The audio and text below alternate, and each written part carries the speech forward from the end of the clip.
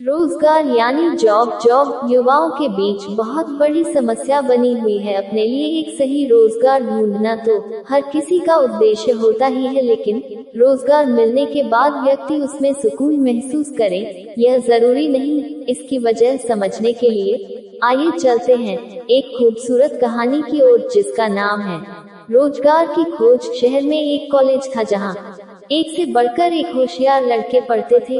उन्हीं लड़कों में करण भी था, जो गांव में रहने वाले एक साधारण किसान का लड़का था। उसने अपनी मेहनत और लगन से यहाँ तक का सफर तय किया था और अब वह अपने पिता के सपने पूरे करने के लिए एक अच्छे रोजगार की तलाश कर रहा था। वह एक योग्य छात्र था, इसलिए उसे कई जगहों से रोजगार के अवसर आ चुके थे, लेकिन वह रोजगार चुनने का ऐसा कोई पैमाना नहीं जानता था जिससे लंबे समय तक अपने काम में आनंदित रहा जा सके। सभी की तरह उसने भी पैसों को महत्व देते हुए सबसे अच्छी तनख्वाह वाली नौकरी का चयन कर लिया और उसी कंपनी में अपनी सेवाएं देने लगा।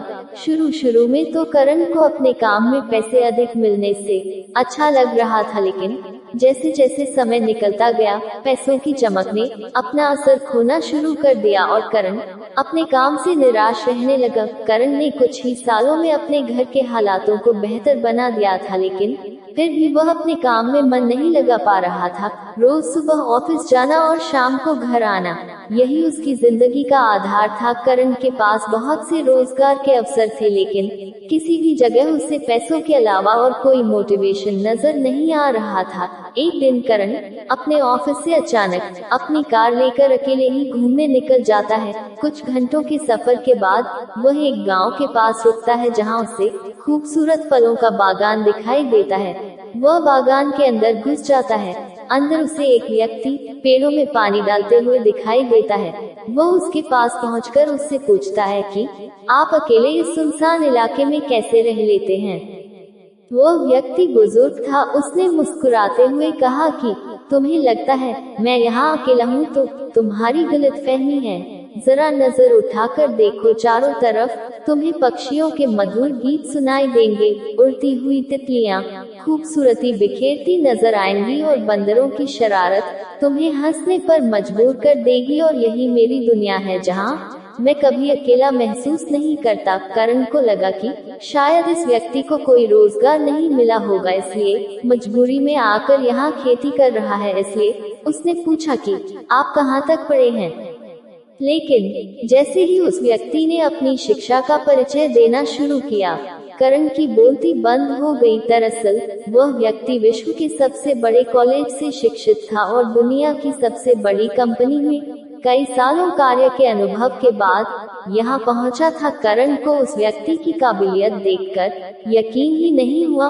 उसने जिज्ञासा भरी निगाहों से उनकी तरफ देखते हुए कहा, आपको नहीं लगता कि आपने अपनी पढ़ाई को खेती में लगाकर बर्बाद कर दिया। करण उनसे बात कर ही रहा होता है कि उसी दौरान सरकारी विभाग से कुछ कर्मचारी भी यहाँ पहुँच जाते हैं और वह किसानों के कार्यक्रम के लिए विशेष अतिथि के तौर पर इस व्यक्ति को आमंत्रित करने आए होते हैं।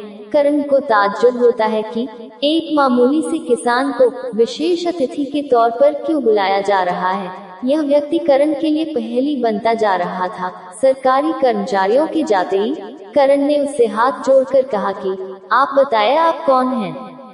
मुझे तो आप एक साधारण किसान की तरह देख रहे हैं, लेकिन आपकी शिक्षा कुछ और कुछ कह रही है, और ये सब जो मैं देख रहा हूँ ये तो मेरी सोच से परे है। करण को परेशान देखकर उस व्यक्ति ने अपना परिचय देते हुए कहा कि मैं एक अंतर्राष्ट्रीय कंपनी का मालिक हूँ। मेरी कंपनी हर साल करोड़ों डॉलर्स के फल का उत्पादन करती है, जिसे विदेशी बाजारों में अच्छे दामों पर बेचा जाता है, और अपने व्यापार से कमाए हुए धन को मैं वीरान पड़े पहाड़ी क्षेत्रों में फलों के पेड़ लगाने पर खर्च करता हूँ, जिससे मुझे सरकार के समर्थन के साथ साथ जीव जंतुओं के परोपकार का भी आनंद प्राप्त होता है, और यही मेरी कामयाबी की चाबी है।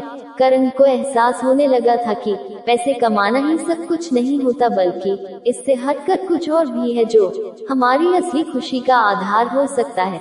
बस फिर क्या था, वह अपनी नौकरी को रिजाइन कर देता है और वह भी इन्हीं की तरह पहाड़ों में फलों की खेती करवाने लगता है। कुछ ही महीनों में करण की मेहनत रंग लाती है और पहाड़ फलों के पेड़ों से भर जाते हैं, जिससे विलुप्त हो चुके पक्षी वापस पर्यावरण में दिखाई देने लगते हैं। लेकिन एक दिन वह व्यक्ति रहस्यमय तरीके से करण को कंपनी का मालिक बनाकर गायब हो जाता है। करण ने उनके जाने के बाद उन्हें खोजने की बहुत कोशिश की, लेकिन आज तक उनका कोई पता नहीं चला। करण आज भी पूरी जिम्मेदारी से वही कंपनी संभाल रहा है। करण को अपने जीवन का उद्देश्य पता चल चुका था और इसी के साथ कहानी समाप्त हो जाती है।